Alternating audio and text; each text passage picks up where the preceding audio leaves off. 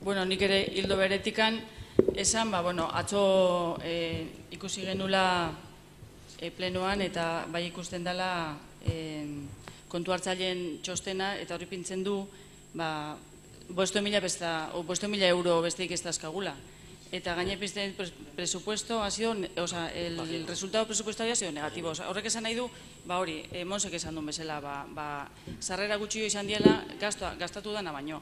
Eta orduan, aurrezkiak jaisten jundia. Inbertzio oso txarrak india, zerbitzu defizitarioa ipini dia martxan, gero, jendiak ikusten duna garbi da, kalea konpondu gabe daudela 4 urtetan, zuloz beteta, eta hori da igual aurreneko inpaktua, eta igual ez da dirudan gauza asko izango. Baina, klaro, kenduta, lorategiak 30.000 euro kosta izan dela, alperrikako lorategi bat, eta beste olako inbertzio batzuk, horrekin kalea konponduta zeudela. Zan dit hori motxian, dela gauza bat, begibiztan dagoelako. Gero inbertzio handitako, sekula ez da egon, dirurik. Eta nik uste, gestio aldetikan oso gaizki bideratu diala udala honetan diruak. Gainea,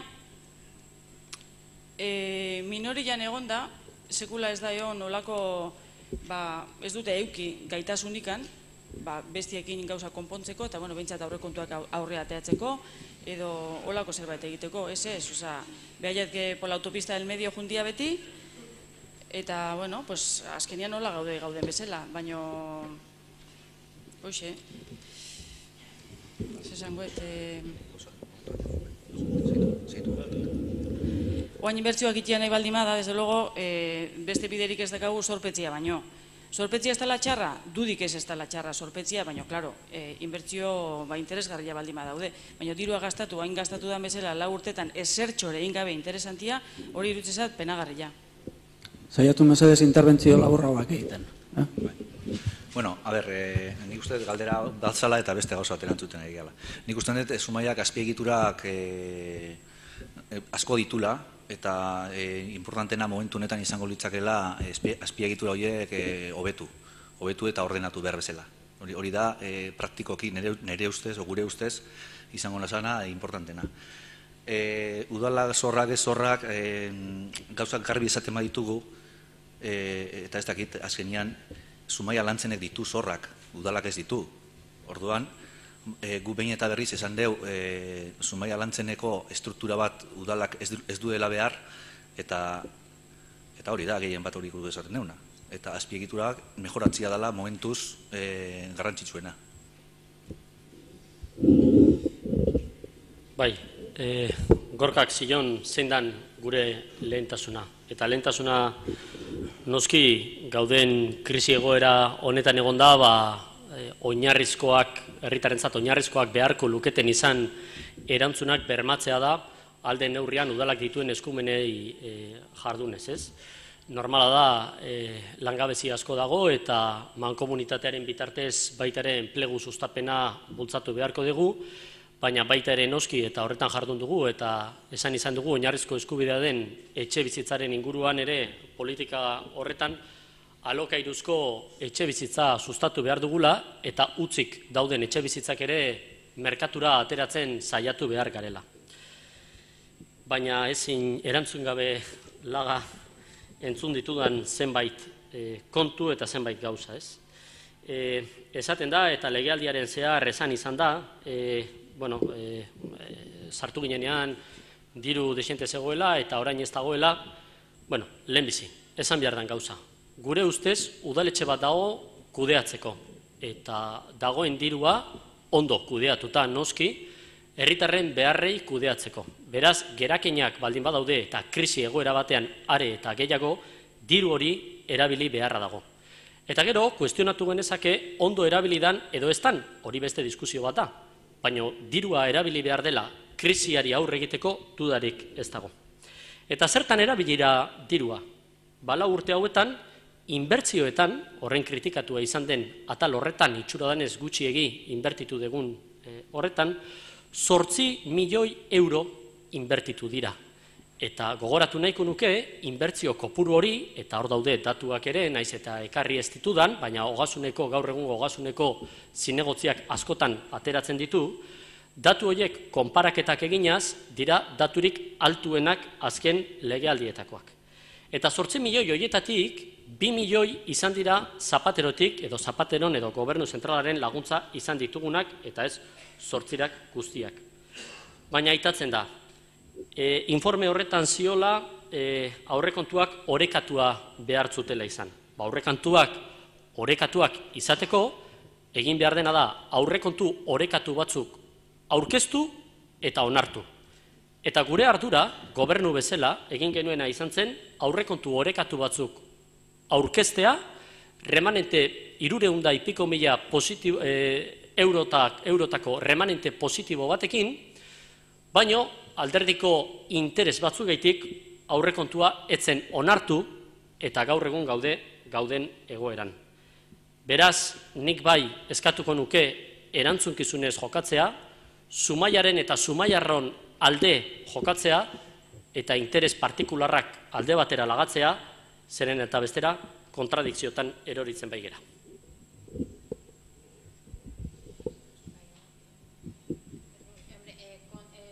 Informea da udalaritzeari buruz, ez da Zumaia Lantzen egoerari buruz. Zumaia Lantzeneko informeare beste badago.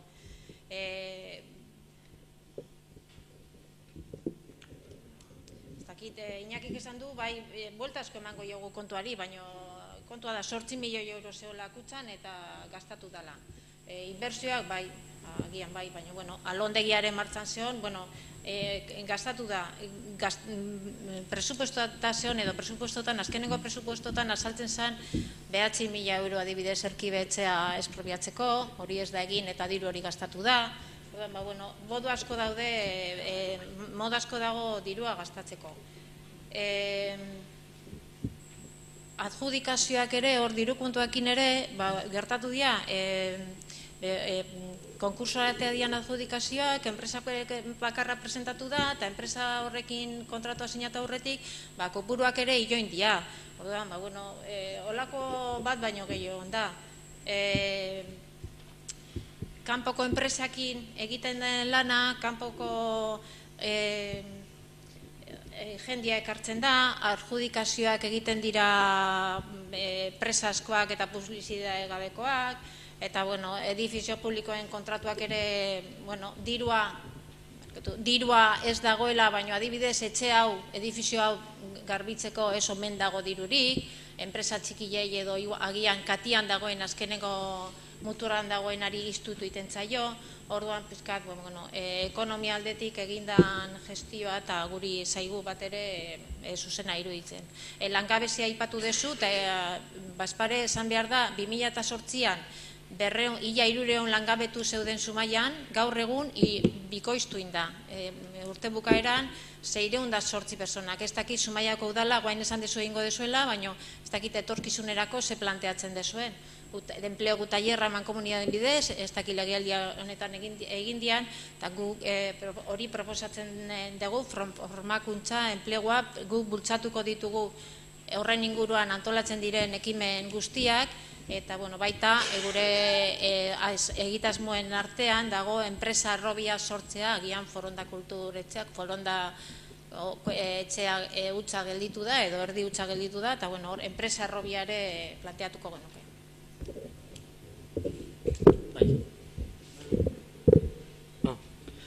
Bai, ez, bakarrik, eta lehen aztu intzait aitatzea. 8 milioi euro zertan gastatu diran. Bai, lehendabiziko kapituluan noski igo dela, eta gure ustez, igo beharra zegoen kapitulo bazan. Zertan? Gizarte zerbitzuetan, diogun bezala, baliabideak bikoiztuz. Eta gure ustez, gizarte zerbitzuak indartu beharra zeuden. Edo idazkaritzan, baliabideak baita ere haundituz. Edo kontu hartzaietzan. Eta inbertsioi dagokienez, zerrezanik ez dago, eta gure ustez ondo inbertitu dugu, gauden toki hau. Alondegia egiten, gure ustez, pena merezi izan du horrelako eraikin bat egiteak. Zertan inbertitu dugu, moia eraberritzen, zubia eraldatzen, mugikortasuna martxan jartzen eta mugi zerbitzu bat egiten, guretzat guzti horiek pena merezi izan dute. Zertan gehiago inbertitu dugu, oikian saneamentu bat luzatzen eta egiten. Artadiko depositoa egiten, eta bar, eta bar. Eta beraz, gure ustez, eta diogun bezala, dirua horretarako dagoelako, neurriz kudeatu behar da, eta horretarako gaude. Eta beraz, eta zentzu horretan, bai aitatu nahiko nuke, ziurrazki datorren legealdian, zorpetu beharra izango degula, eta hori segurazko beste atal bat izango da, baina, eta Aitorrek lehen aitatzen zuen, Zumaia Lantzenen kapitulua hor dagoelako da.